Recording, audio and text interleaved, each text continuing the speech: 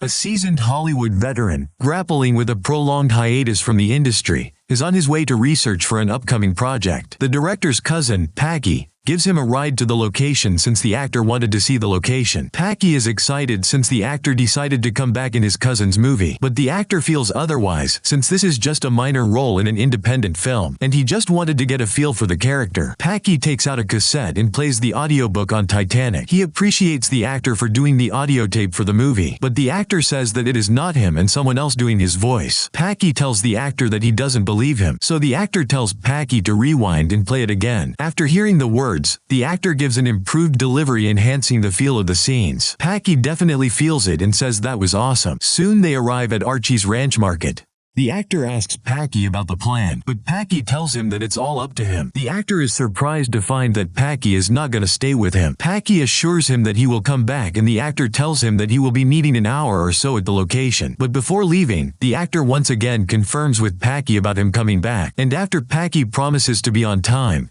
the actor agrees for him to leave. Actor walks inside the store. He finds the manager is not at his seat.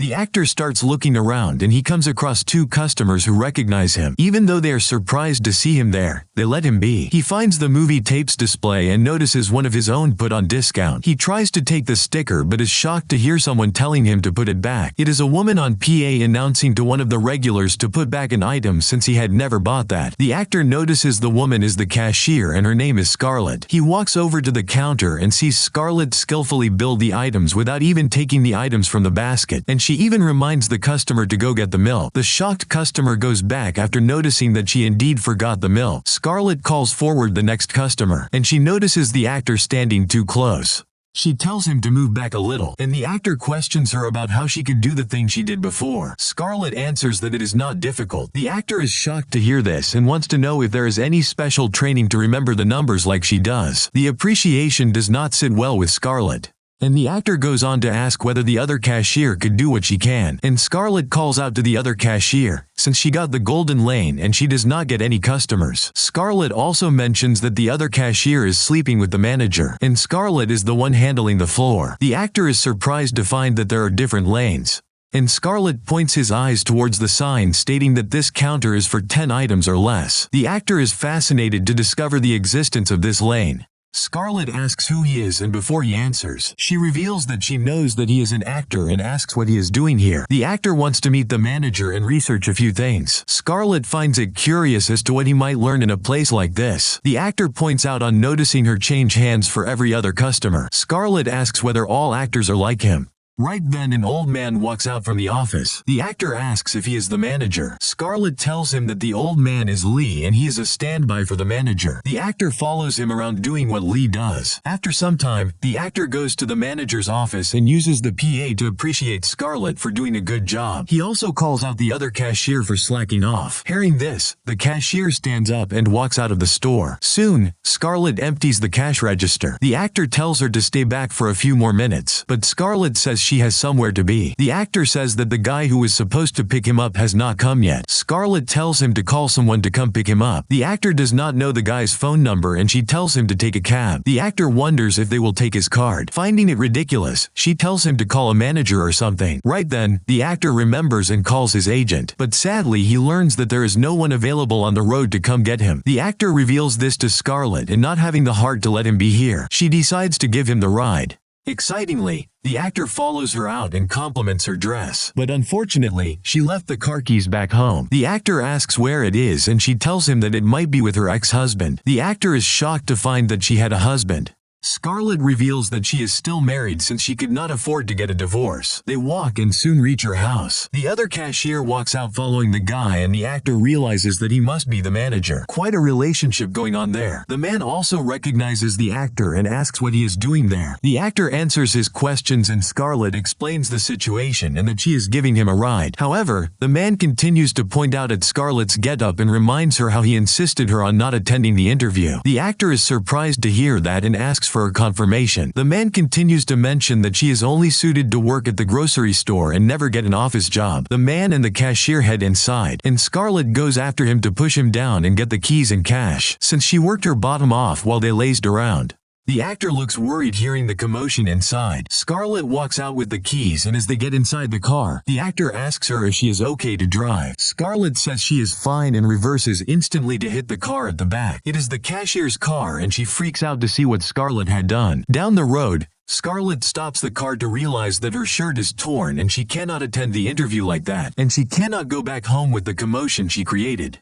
The actor assures her everything will be fine and asks for details about her interview. Since there is still time, the actor tells her to start driving. On the road, he asks her for the details and she tells the role she is interviewing for as a secretary for a construction company. The actor assures her that she will get the job, but Scarlett tells him to stop lying since he barely knew her. But the actor explains his career and experience, including how he observed her working. He is confident that she is suited for the job. Scarlett feels relieved after hearing this. Actor asks her where she is headed, but she doesn't know the location. He advises her to stop and ask for directions, but Scarlett reveals that she never asks for direction. So the actor asks whether she remembers where she got her shirt from and tells her to go there. They head to Target and the actor is fascinated to be here for the first time. He is shocked to find t-shirts priced at only $8, whereas his cost over $100. Scarlett finds that to be crazy, and the actor helps her choose a dress. He likes the blue one, but she is doubtful. The actor tells her to check it out, and Scarlett finds it to suit her well. She turns around to find the actor complimenting the other ladies around him. She asks how he could just talk with just anyone. The actor answers that it is what he does as an actor, and he stops a worker passing by and asks her for directions to the cosmetics area. Scarlett finds it unnecessary, but the actor takes her to follow him. She questions how he is planning to pay for everything he picked, and soon they walk out and the actor smirks, asking her to praise his card. While she does that and they reach her car, he points out that her car is filthy, but Scarlett tells it is good. However, the actor mentions how the offices have windows and that she needs to make a good impression even before getting to the interview. So he rushes her and they soon reach the car wash.